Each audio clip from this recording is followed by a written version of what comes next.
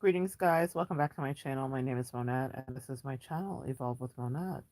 For those of you that are new here, I'm a professional intuitive empath, and a quick message, a little way to start the day. They're not for you if they can't stand for you. A lot of us have been in situations, relationships, or friendships where we probably were very ride or die for someone. We were completely loyal, we completely invested into them, we supported them, whether they were right, wrong, or indifferent, because we had an idea of what friendship, relationship, romantic partnership it was or is, and they did not reciprocate it to us in any capacity or way. All relationships will be tested. All relationships will have to be stretched. All relationships will have someone come at its neck. Not very many people can stand for you. And if they can't stand for you, they're not for you. A lot of us had convinced ourselves that we were in these idealized partnerships that, when tested very lightly, crumbled. And that was because you needed to see that that person was never for you. They were for whoever they chose, they were for whatever direction they decided to go in, but it wasn't for you, my friend. Now, we struggle with that. We think, no, it can't be. I mean, I think I got it right and I heard it and they agreed with me. No, if pressed and if tested, they easily choose to go in another direction. That's because that's the direction they were meant to be in. We are calling in this season people that can stand for us completely, people that don't need to think about it, people that don't take years to figure out who we are to them, people that see our value intrinsically. And that's just the message that, I started out this morning with. They said, if you have someone who is not willing to do what you are doing in the connection, then it's not someone that's for you. This has been a theme this week as I've worked with clients regarding exactly what to do, exactly how to push through relationships where they're like, but wait, I gave so much to them. And I want you guys to realize too that a lot of the reasons that you've gone through what you've gone through in your relationships, maybe it may be very really to teach and edify and lift someone else up. I didn't understand why I went through what I went through, and now every day when I talk to people, I'm like, oh, I get it. I get it from the inside out. And that's what I wanted to bring this message to you this morning about, is understanding if someone's not standing for you, they're not for you. They don't value you. Because if you've ever been in that situation of being triangulated, whether it's with a narcissist or to someone else, you'll realize that they did value someone and they chose the community, or maybe they chose their friends, maybe they chose their family, maybe they chose people that didn't care about them. But that was for them to see, that was their lesson to see. I think that we get lost in our empathy, we get lost in our commitment, and we get lost in our allegiances and our loyalties, but people often are not lost in those for us. They will choose superficial things. And that's not who we are. In this energy, in this community, in this tribe, whatever you want to call yourself, the vibe that we ascribe to is that of people that are fully loyal, that would do the things that we do. Find a friend who is like you. It's not always easy. It means that you will have to be circumspect. It means you will have to refuse people. It means you will have to stay on people's neck, energetically speaking. And what I mean by that is, don't. Have you ever been around friend groups where you can tell that people are low vibrational or wild, or they just don't fit your vibe, right? You wouldn't want them around your child, your mama, your daddy, your pappy, nothing, right? And this friend that you loved and have spent a lot of time investing in is like, oh, they're great. And you know that they're like crooks and scammers and terrible and whatever, just because empath, we kind of know. Don't ever let anybody convince you that it isn't so. If they choose them, that was the direction that they had to go. Back away, divest. I mean it. It's not always easy and it's painful and it causes a lesson and you will teach it to other people. But the thing about it is you needed to go through that because they were not as strong as the steeple church. And what I mean by that is this. At the top of churches, you will see a steeple, something that is structurally there.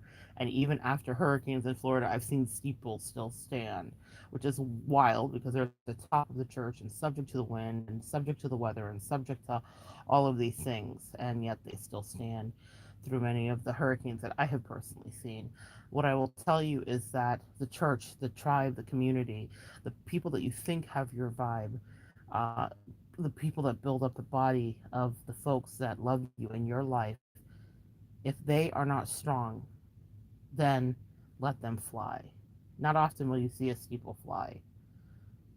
And also, the steeple will let you know that you're coming to a place of sanctuary. You can see it off from the distance. That's the thing that you end up being, empath, a place of sanctuary for many folks, for many family members, for many people that you've loved. And if they could not prioritize you above scandalous scammers and trifling practitioners and low vibrational haters and whatever else and by Felicias, if they couldn't prioritize you above that, then was it worth your time? Were they truly your divine? That was a big tell for me in my journey. I knew immediately all of the smoke and mirrors that I had painted because we create the illusions too. We partake in it with codependency. I knew that the person wasn't for me, or many people. It wasn't just one. I've had several opportunities to learn this lesson. But the final grand graduation where I got my PhD was I saw this person is not only not for me, they are an agent of chaos for me. They are a destroyer of me. They are not a protector of me. They have no backbone for me. They have no defense for me. They would rather be with the community. And so I let them scamper off. Off you go. They were not somebody that I needed to know. What am I going to say, guys? They were somebody that I used to know. I don't know who they were. I don't know if I ever knew who they were because that is not who I was for them. Now, does that mean that you never get a new friend? Absolutely not. Masinius, I'm talking to you. Absolutely not, my sweet boo. You manifest in the right thing for you. But if someone won't stand for you, then they're not for you. Like attracts like. And those people that left your life unceremoniously, expeditiously, cruelly, or otherwise did so because they did not understand not only the assignment, but how to just hold your hand, how to just be your friend. And sometimes you didn't want them to pick up their lightsabers and fight till the end. You just wanted them to speak up in your defense. It was simple. For some of you, you just wanted them to pretend. It's funny I say pretend that they love you. That comes from something from my familial past. We were going with a photographer after my parents had got divorced to take that family picture, that ubiquitous family picture from the 80s that we all know and love. And my mom and dad were fighting because life, narcissistic energy, he trafficked in it heavily, and my mom was just trying to gather us for this picture, and she managed to get several of them done. But what was funny throughout the years, which is funny because he was not the one, he was so uncooperative and volatile. And anyway, we're there that day, and the photographer picked up on it, and as we closed in together, the photographer said to all of us, he said, "Pretend that you like each other." It's a funny thing that me and my mom laugh about now.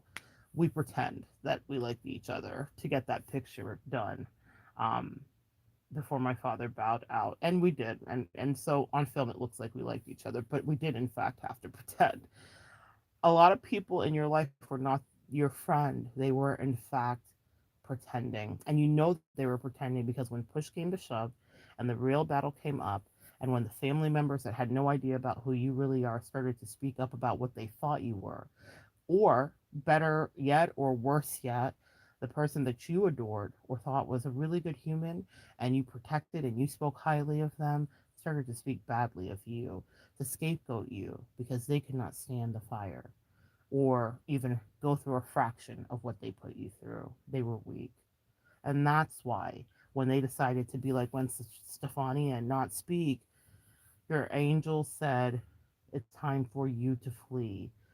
Get thee behind me with your devilry."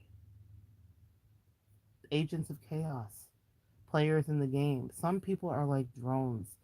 Some people are like zombies. They are not supposed to really be the people that set you free or that you ascend with. They're not your divine masculine. They're not your divine feminine. They were just a lesson on how to really build trust again and manifest it in properly. And that's not an accusation to you, but there were some chinks in the armor that you refuse to see, that I refuse to see, because that person in my life would not stand for me.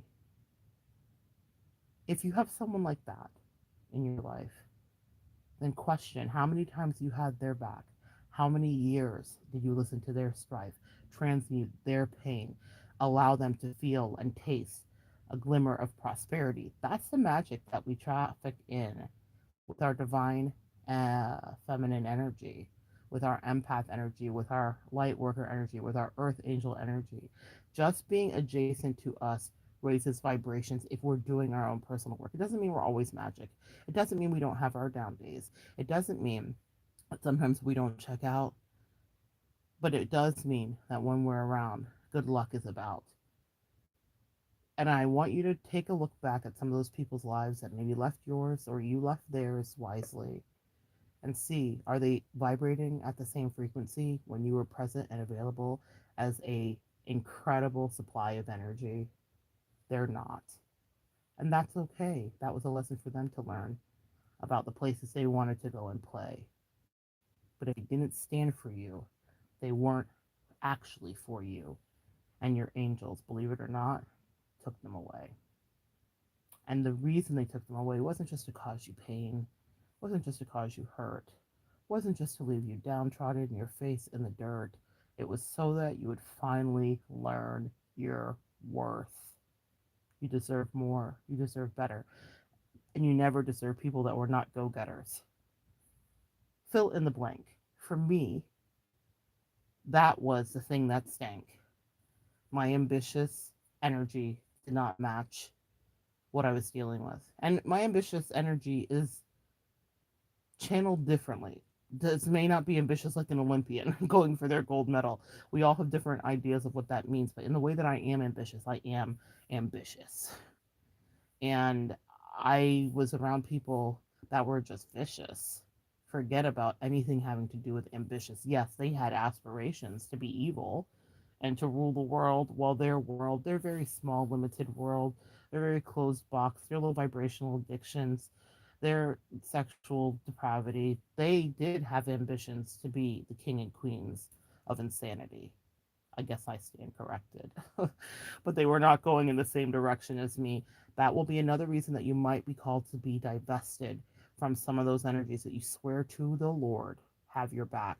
Because when given an opportunity, they will mount an attack. It will be a mutiny. And they will put things in your back that have sharpened blades and then look at you and be like, it wasn't me. Oh, my sweet empaths, my divine feminines. Listen, you deserve good friends. And why do I know that? Because you are a good friend. And now the universe says you get your payback. If you found this channel, you found it because you've been through that battle. You've been through the betrayal, the stinging nettle betrayal of people that were smiling in your face while wishing for you to fail. You know what it is. That kiss, the kiss of Judas. I've got videos about it, but I just wanted to give you a little early morning delight. Skyrockets in flight, afternoon delights, early morning delights, whether it was your lover, your sister, your brother, your friend, your bestie, your extie. The skyrockets that I want you to put in flight have nothing to do with sexuality. I want you to launch rockets of desire regarding what you want to manifest as you build whatever is your empire. We all are building something, guys. It is not haughty or too, lofty to say that you have dreams of an empire someday.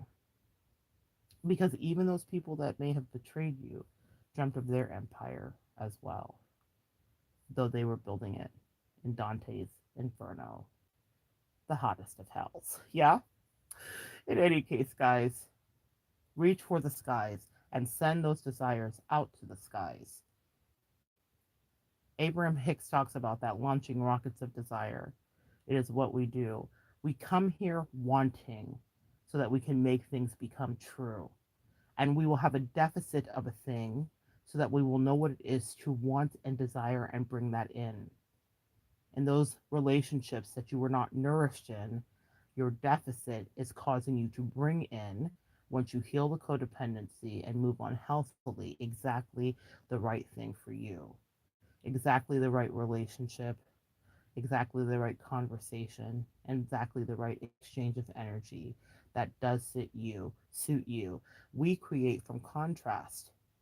So, in order for us to have a wanting that's so real and deep, that's so pure, that no longer our silence we can keep, we will allow ourselves, we sign up, and what do they say? You choose your adventure? We do before we come in, and we sign up to have certain aspects, certain Akashic record moments, and what that means is the ether. So already decided for us, part of our destiny, to meet pivotal people that will shake us up or set us free.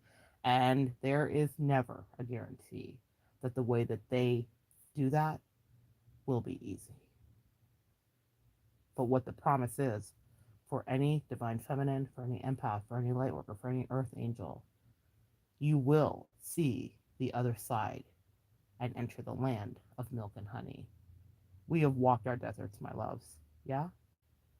We have walked our deserts with people worshiping false idols while we were trying to scrawl down the Ten Commandments.